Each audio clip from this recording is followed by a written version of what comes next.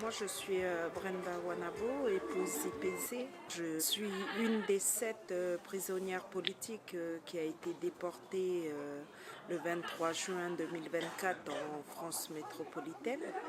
Je fais partie également de Tchénigney, qui est organisateur de cet événement, le camping politique et culturel au Macondo, qui permet de rassembler les forces vives, les militants kanak, les militants d'ici, afin de permettre la formation politique sur la Kanaki.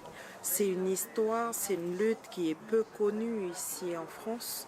Et c'est vrai que c'est important, je pense, d'avoir ce genre d'espace pour permettre que les personnes se rencontrent, que le peuple français puisse comprendre mieux les revendications indépendantistes kanak portées par le Front de libération nationale kanak et socialiste, le FLNKS.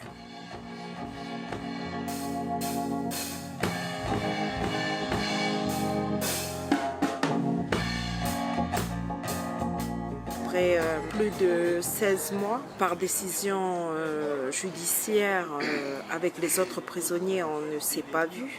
On vient de se revoir depuis qu'on a été séparés sur une piste d'aéroport. C'est beaucoup d'émotions aussi ce camping par rapport à ça.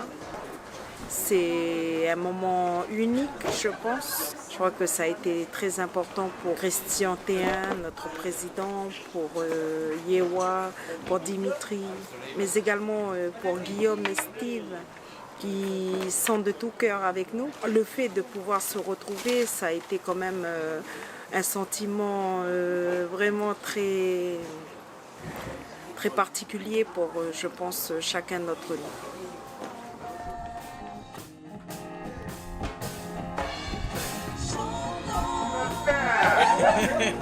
Chantons ensemble, chants sacrés, avec nos rythmes sacrés, pour que Kanaki ressemble. Alors c'est vrai que la pression qui a été matérialisée depuis Nouméa, déjà avec les 96 heures de garde à vue, et après ça,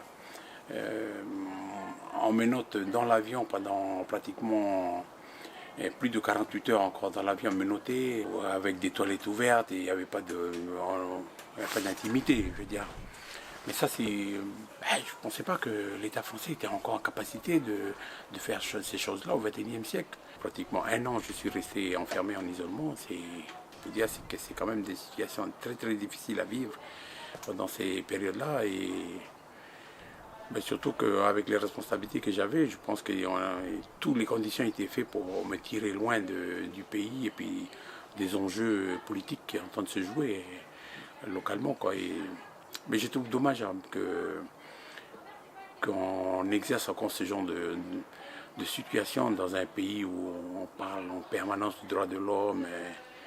On va faire des leçons de morale à l'international avec d'autres pays comme la Russie, comme Israël, qu'on pointe, on dit un certain nombre de choses avec Israël et puis on ne balaye pas devant sa porte, quoi. Au mois d'octobre, nos défenseurs ont fait la demande pour dépayser le dossier. La Cour de cassation accepte la demande le 28 janvier. Le 28 janvier, on sait que notre dossier est dans les mains de la magistrature parisienne. On est convoqué dans la fin mai. À partir de la mi-mai jusqu'à la fin mai. Avant l'audition devant la juge, elle ne m'a pas écouté encore. Elle dit mais je vais accepter la demande de liberté. Mais par contre, il faut que vous mettez dans la tête qu'il y a encore quelqu'un qui peut faire appel, c'est le parquet, c'est le procureur. Le parquet a fait appel, on s'attendait à ça. Le parquet a fait appel. Du coup, ça a saisi la chambre d'instruction et on pensait que ça allait prendre du temps. Mais quelques jours après, ils nous ont convoqués et c'est comment... Voilà, du coup, on a été libérés le 12 juin. Il faut rebondir, même en prison. Il faut rebondir pour ne pas se laisser abattre. Parce que c'est ça qu'ils veulent. Le mettre en prison, c'est pour briser notre conscience, c'est pour baffer notre dignité. On parle souvent des 7 prisonniers politiques de la CCAT. Nous qui avons été déportés ici dans les geôles françaises, il y a également les prisonniers politiques en Kanaki. Il y a également plus de 75 personnes Donc nos frères jeunes détenus qui étaient à la prison du camp Est, qui ont été aussi déportés en France. Et eux sont toujours dans les geôles françaises. Depuis le mois de février-mars, pour l'arrivée de Darmanin, quand il y a eu les premières manifestations à la BCI, il y a eu les premiers prisonniers politiques, c'était là.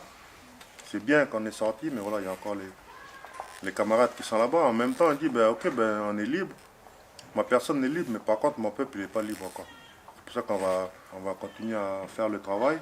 On demande à vous aussi de continuer à regarder tous nos camarades qui sont encore enfermés ici dans les prisons françaises, parce que c'est des jeunes qui n'ont jamais, comme président, ils n'ont jamais connu la France. Voilà, tu es arraché comme ça, tu viens, tu signes un papier, tu ne sais pas où tu vas. Mais voilà, c'est pour vous dire de continuer à regarder tous nos jeunes qui sont là, il ne faut pas les abandonner. Nous aussi, on ne va pas les abandonner. C'est vrai que l'accord Bougival, à aucun moment donné, on parle des prisonniers dedans. Et puis, c'est tout ça qu'il faut regarder, c'est cette solidarité-là que vous avez portée depuis et qu'on portera jusqu'au bout. Mais ce n'est pas simplement là, jusqu'à que le dernier prisonnier va rentrer. C'est porter le travail jusqu'à qu'on verra ce beau soleil de Kanaki là, se lever un jour. Voilà, merci.